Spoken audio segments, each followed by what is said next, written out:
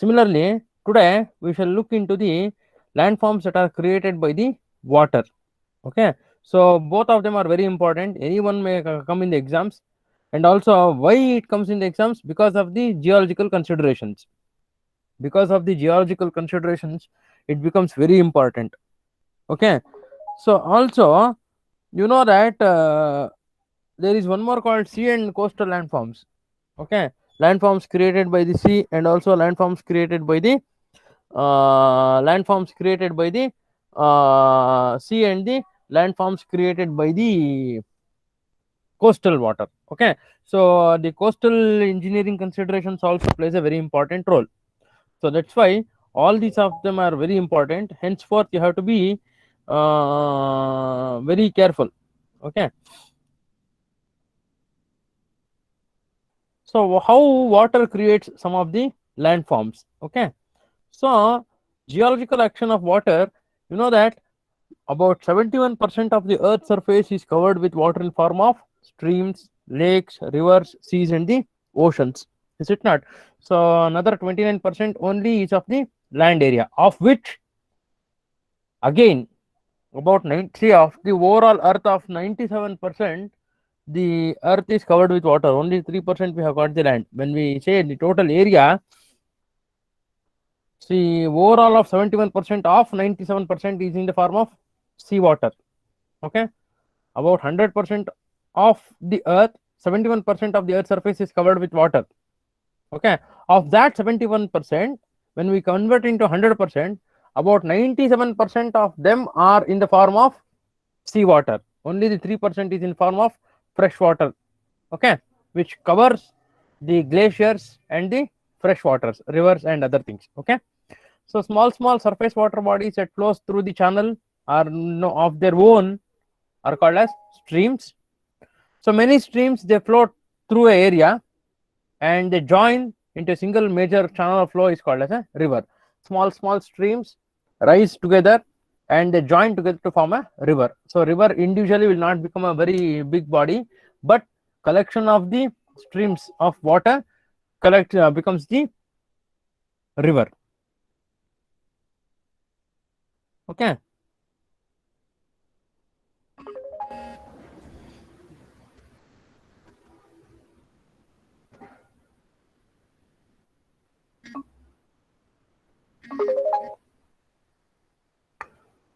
so coming to the sources of the river, so the sources will be runoff itself, the major part of the precipitation.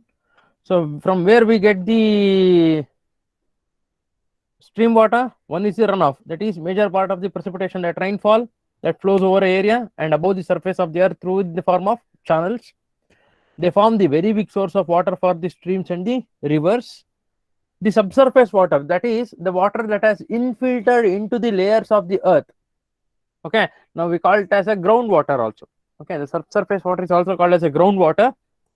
Okay, so that water which has reached the layers of the ground of the earth through the process of infiltration. Okay, so then is your glaciers, which covers more than 10% of the surface area of the earth.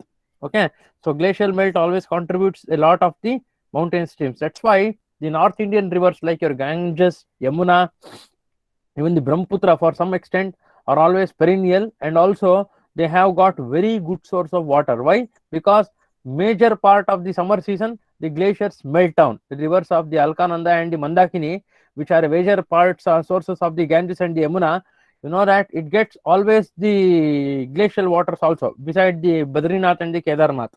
Okay, so that's why they contribute to the moving water also, apart from your main water from the precipitation. So coming to the river profile, so from the place of origin of the river to its final destination into the sea. Okay, so every river channel is having its own longitudinal profile. Okay, from the place of origin where the river originates or where the river birth take place, like for example Sharavati river takes place, its birth near place called Intirthalli, which is called as Ambutirtha. Okay, Sharavati has originates there itself. Okay, we got one place called Ambutirtha near Tirthalli, where the river Sharavati originates. Okay, from that point until where it meets the Arabian Sea near Honavar. Okay, till that place where all the river flows, it has got its own longitudinal profile. Okay, so that profile is always called as a river profile. So this is a very important question because this question always arises in the examinations. Okay, river profile, write a note on river profiles. Okay, now for example, Tunga and Bhadra, where does Tunga and Bhadra river originate? It originates near Kemangundi, Kudremukh, Varaha Parvat. Okay, Gangamula. There is a place where both of them originates. Ganges originates in the Gomukh in Gangotri. Yamuna originates in Yamunotri. Okay, Brahmaputra originates in Manasarovar, that is your Mount Kailash. There is place where your Brahmaputra originates. Okay, so most of the rivers of your like Krishna, Bhima, all these originates in your Vindhyans, that is your Maharashtra. Okay, Kaveri originates in your Talkaveri. Okay, very few days back you got the origination of the river Kaveri. Every year it regenerates, it comes in from the inside. Okay, Kaveri Tirtha, what they call it as, right? So this is a very typical example of a river profile. See, this is how you can see the river profiles being distributed. So where the river originates, the point of origination of the river always forms the source, always forms the sources. Okay, so source is a place where the river originates. Along with the origination of the river, there are certain small flowing channels which run parallel to the main river body. Okay, once the source is there, so you get the small parallel ones that run parallel to the main stream, which are called as tributaries. Okay, which are called as tributaries. Now your Kapila, which is flowing through Nanjangud and also Lakshman Tirtha. Okay, they formed the tributaries to the Kaveri river, which joins in the T Narsipur near Mysore. Okay, so tributary means the parallel streams that originate along with the river stream, main stream, but they run away from the source and join somewhere else. Okay, the source point and the tributaries always originates at a similar place itself, but they flow parallelly. The place where the tributaries and the main stream joins together is called as confluence. Okay, so where the river originates and moves and it joins the tributaries and also the main stream joins together is called as the confluence. The point of where the tributary joins the main stream.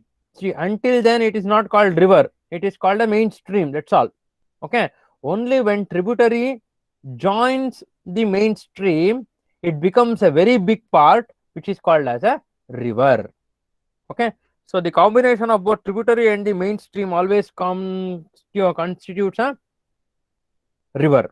Okay, so next you get a meandering. Meandering means the zigzag movement of the river. Okay, river always, the water does not take a straight path. The water always does not take a straight path, but it always assumes a zigzag movement. Okay, the water always assumes a zigzag movement. That zigzag movement that is taken by the river always contributes to the meandering of the river. Okay, meandering of the river. So meandering means the curves. If you have visited Bhadravati, if you see standing in the new bridge very beside to the bus stand, you can see the river takes a turn. The river takes a turn. So that turning portion that is being assumed by the river is always called as a river meandering. Okay, so the turning path of the river is always called as a meandering. Now you can see there is one place called Levi. Levi means it is a small island like portion that is being created by the river that cuts the river into two parts. Okay, so river will be running in a single point. There is a small island that is being created, and the river bifurcates itself into two portions. Okay, the river bifurcates itself into two portions and then joins again after the island is being completed. For example, Srirangpatna. Srirangpatna is a very good example. Kaveri river takes three islands. One is Srirangpatna, one is in Srirangpatna, one is in Adiranga, that is in your Gaganchuki Barchuki falls. Near the Gaganchuki and Barchuki, you can see the island. One is Srirangpatna and another one is Srirangam. All these places, what happens is, in all these three places, Kaveri river takes the form of two parts. It will be running in a single part, but as the island approaches, it cuts itself into two parts. Okay, it runs on both the ends, both the sides of the island. The river is running, and again after some point, it again meets together. Okay, so that place where you can find an estuary like portion or the land surface is called as levees. Okay, now there is one more called as oxbow lake. What happens is, the water will be flowing through that small area. Okay, the water will be flowing in this small area. What happens is, it will be running through a very series part of the meandering. Okay, it will be taking a exact u shape movement. Okay, but after sometimes what happens is, as this u portion being coming together, it detaches itself from the main body, and the water takes a very shorter portion rather than a very long portion. The water takes a very short portion or a very short distances leaving behind this area. Okay, so this type of the crescentic shaped bodies found in the river waters are called as oxbow lakes. Okay, so then the water flows and joins the sea. The places, the movement of the water into the sea is always characterized by the channels. Okay, so the where the river joins the sea is called as mouth. Okay, so deltas are the places where you can find the river joining the sea.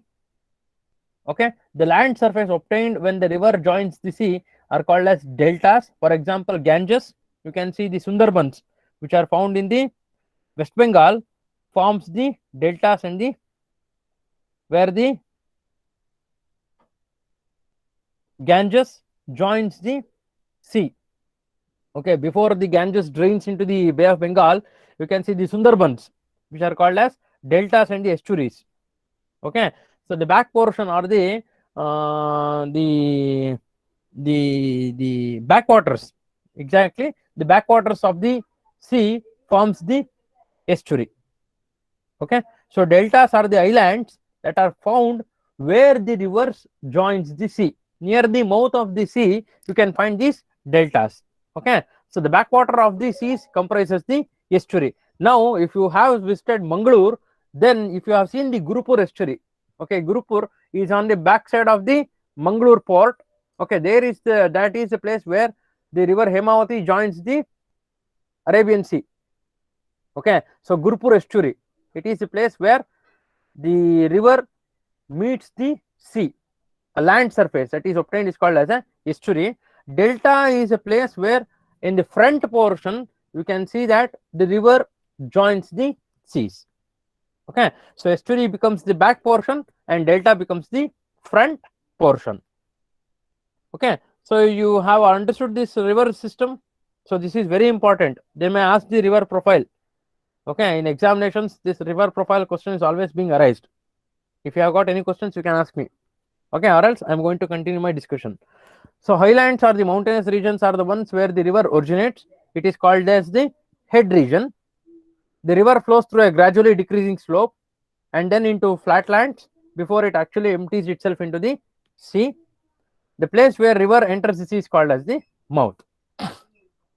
Okay, so coming to the work of the streams, it is defined in three well-defined processes, like in your wind erosion, the erosion, transportation, and also the deposition. Same like that of the wind, even on the water also creates all these three processes. That is your erosion, transportation, and also the finally deposition.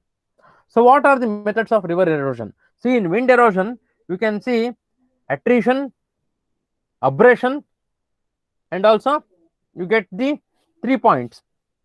Okay, you get the abrasion action, you get the attrition action, is it not?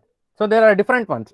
Similarly, in river erosion, you get 5 different process, that is hydraulic action, cavitation, abrasion, attrition, and also the corrosion. So these are the 5 ways in which the running water creates the erosions. One is hydraulic action, cavitation, abrasion, attrition, and also final the corrosion. Coming to the hydraulic action, so similarly, as it happens in the streams or wind also, similarly in running water also, the mechanical loosening of the soil and also the removal of the material from the rocks due to pressure exerted by running water is always called as hydraulic action. You know, the water moves at a very high speed. Okay, the running water has got a very high speed, so thereby whenever it is flowing, it has got the capacity to remove the topmost layer of the soil along with them. Okay, so that process where the removal of the topmost to loose soil takes place due to the pressure that is exerted by the running water is called as hydraulic action. Okay, so the higher the velocity, the greater is the pressure of the running water on the rocks and the soils and the grains of the soil surfaces.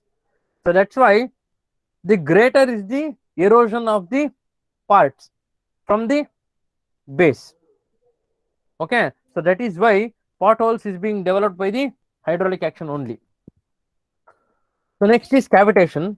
What happens in cavitation is that whenever the water or the river water acquires high velocity, like that in a location of a waterfalls, you can see the basement of the waterfalls. When a water falls from a very high area, very high height, very great heights, because of the pressure of the water that falls down, it creates a cavity in the ground surface near the waterfalls. Okay, at the basement of the waterfalls, you can find the cavity that is being created by the falling water from very great height. That type of erosion is called as cavitation. Okay, it is known that where stream velocity is exceeds 12 meter per second. Okay, the velocity of the stream is exceeding 12 meter per second, then water pressure developed at that point equal to the vapor pressures. Okay, so that's why you can see the joke falls, the water falls from almost 1000 meters, is it not? From almost 1000 meters, that is very exactly 960 meters.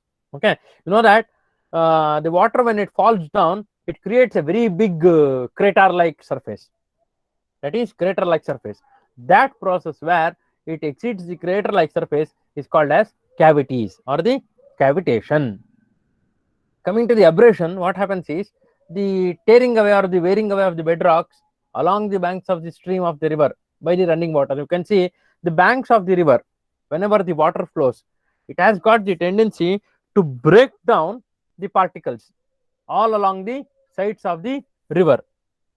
All along the sides of the river, whenever the water flows, what happens is it has got the capacity to break down the particles. Okay, so that process where the bedrocks along the sides of the river or the courses of the river is being broken down by the running water is called as abrasion. That is your sand grains, pebbles and gravels, rock fragments moving along with the river water are always collectively known as the tools of erosion. Okay, so next is attrition. Similarly, in a wind erosion, what is attrition? Attrition is the wear and tear of the load sediments by the mutual impacts among themselves. Okay, whenever they are being transported in the river water, okay, the water does not flow in a uniform way, but it assumes a zigzag motion. Whenever it assumes a zigzag motion, the particles are always subjected to colliding or hitting against one another. Okay, during their transportation process. So what happens is during their transportation process, the particles are subjected to hitting against one another, collisions against one another. The particles are reduced in their size. Okay, so that mutual collisions where the particles are being reduced in their sizes are called as attrition. So that is why you can find the smooth pebbles found in the which are very polished, which are very rounded in the rivers. Okay, so nowhere else you can find them as smooth as that. Okay, only in the running water you can find the particles which are very smooth enough. Okay, rounded enough in their natures. So coming to the final one is the corrosion. Corrosion is the steady and the slow chemical reaction that takes place by the action of water due to the solvents. That is, the water, when it is mixed with certain chemicals, you know, water is a chemical universal solvent. It dissolves all the particles that comes in contact with them. Okay, it has got the capacity to dissolve all the particles that come in contact with them. During such course, what happens is the water particles are also being broken down. Okay, so rock, sometimes it contains the iron content, it starts dissolving in water. Okay, once this iron content starts to dissolve in water, what happens is it becomes corroded. Okay, so the range of corrosion or the extent of corrosion always depends on the composition of the rocks and also the composition of flowing water. Now if the iron is being present in the rocks and also water is being very pure, then the pure water, you know, it has got the capacity to disintegrate the iron within the country rock. Okay, so these are the very 5 important modes of erosion. Okay, so that is hydraulic action, abrasion, attrition, corrosion, and also the cavitation. Okay, so these are the very 5 important ones of the erosion. So the features of the stream erosion are the potholes, river valleys, dip slopes, waterfalls, and the stream terraces. So what are potholes? You can see the potholes are the ones which are found in the cylindrical or bowl shaped depressions which are developed in the riverbed by excessive localized erosion of the streams. Okay, so these are the depressions where the spots are being created by the pebbles and the gravels of the stronger rocks which are caught in the eddies and thrown into the swirling motion. What happens is, you can see the pebbles, small pebbles that are being present here. Okay, initially there will be small cavity found in the source.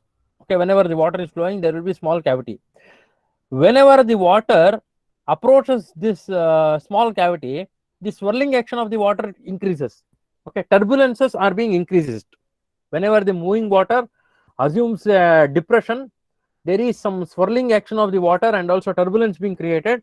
Thereby, the particles which are running along with the water are stuck in the eddies or the turbulences, which starts to remove the soil in turn. Okay, in this way, in the swirling action, like just of a coil, it starts to spherically, or turbulence are being created in the eddies, and that eddies where the particles are being released are being caught, and then they start to widen and deeper the holes. Okay, such way you can see how potholes are created. Initially there are very small ones.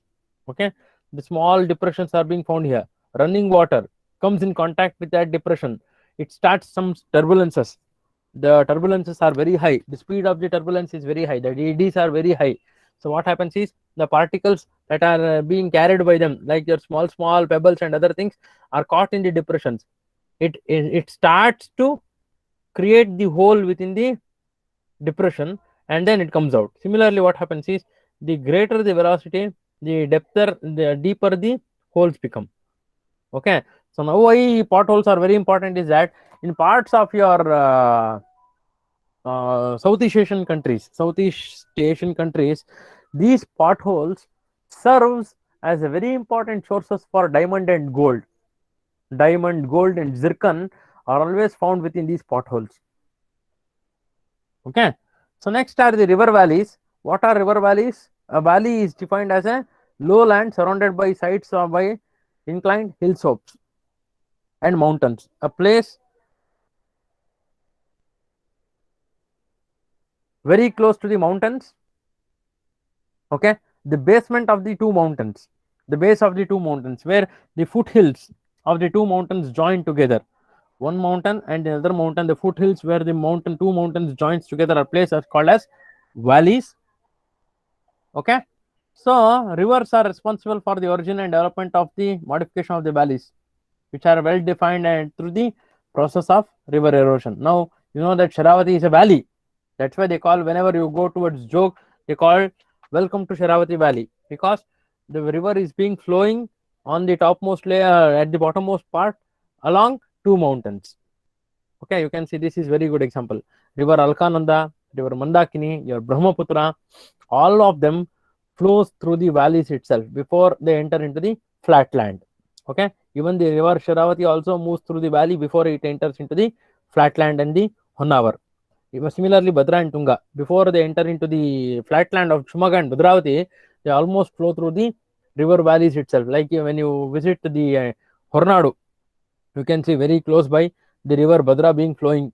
Okay, whenever you visit the Shringeri, you can see the river Tunga being flowing through the mountainous passes. Okay, so all the rivers before they enter into the flatland, they pass through valleys itself. Okay, you can see these are the beautiful examples of the river Alkananda and Mandakini. Okay, Ganges. How are the valleys being originated? See, rainwater, what happens is it flows through a very small streamlets and they produce small gullies in a gently sloping land surface. Okay, so these gullies becomes the valleys itself, incipient valleys. Okay, unknown valleys. Further erosion of the water or the movement of the water through the valleys. Okay, the speed, the velocity of the water as it increases, as the velocity of the water increases and also the speed of the water is being increased, then what happens is the deepening and the widening of the initial valley starts to take place. Thereby the water flow starts to flow through very deeper depths. Okay, so then the water, when it reaches very deeper depths, you know, they become the erosion itself. It results in the formation of valley because the erosion levels is very high. More and more of the stream particles or the sediments are removed, or the topsoil is being removed from the movement of the water. Thereby it creates a disturbances and the soil particles are being removed, which results in the deepening of the valleys.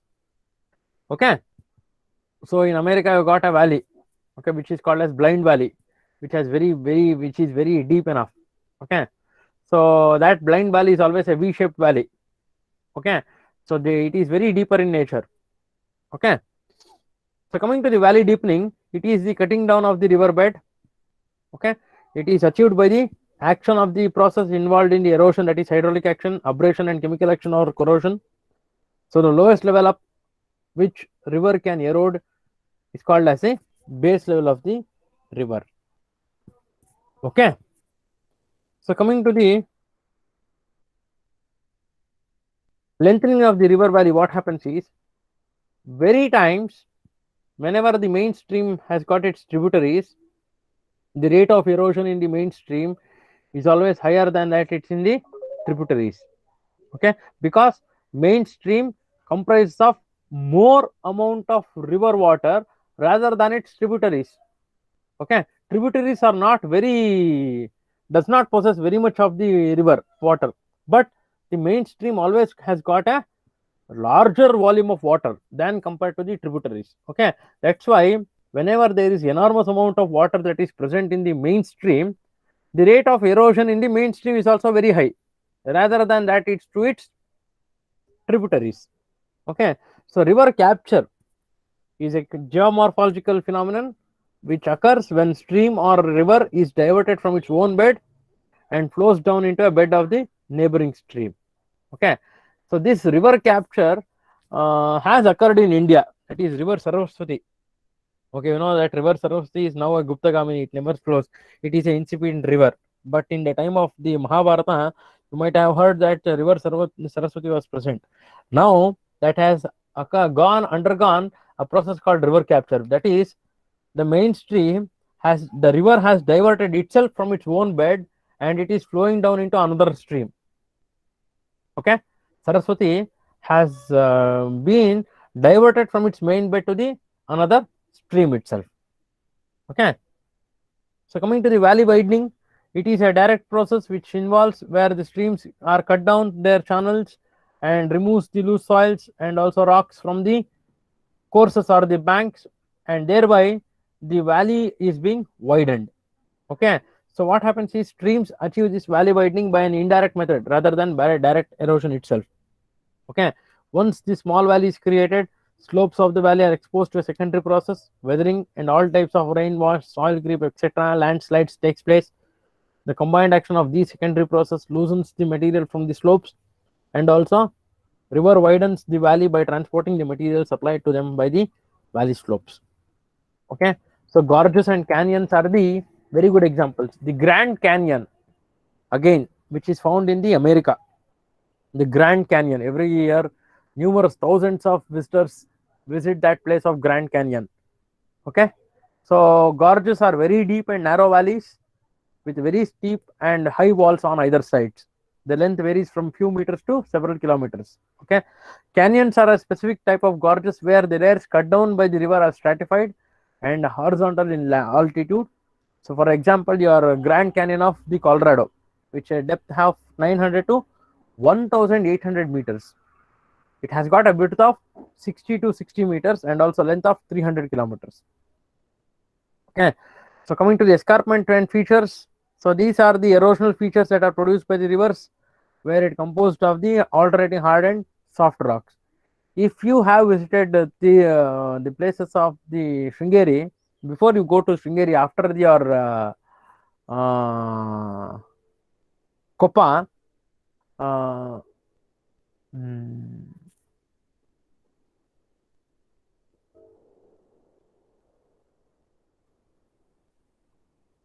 you have got this escarpment features. Okay, you can see on the alternate sides of the mountains you can find these soft rocks and the hard rocks which are being produced due to the erosion of the Tunga river. Okay, so this is example of your Grand Canyon. You can see how exactly how much deep it is. Okay, so these are the escarpments and the related features, how exactly it forms. Okay, I got a hogback, which is a hard rock. You get a soft rocks on either sides, which is called as a hogback. Okay, hogback is a surface feature which wherein you get a soft rocks and in between you get a hard rock. Okay, on top of hard rock you get a escarpment. The combination of both of them are called as a custa. Okay, which is dipped in a angular nature, which is made up of stratified rocks. Okay, so stream, what happens? It erodes the overlying softer rock, exposing the underlying hard rock. Okay, so which results in a slope called as a dip slope. So Custa is known as a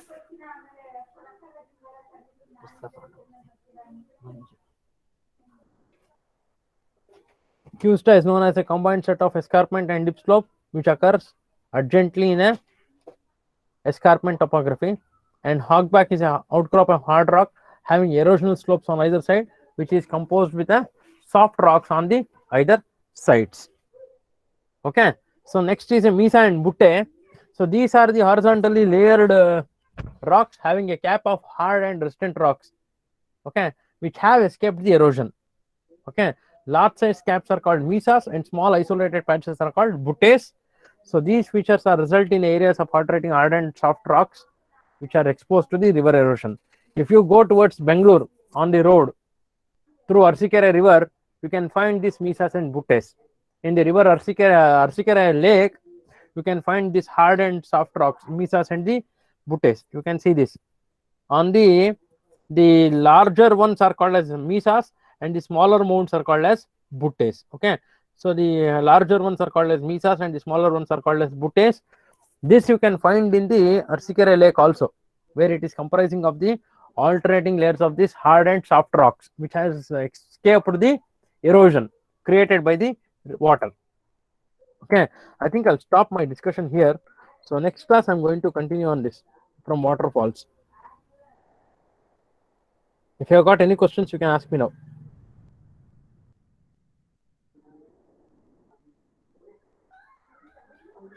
If there is any questions,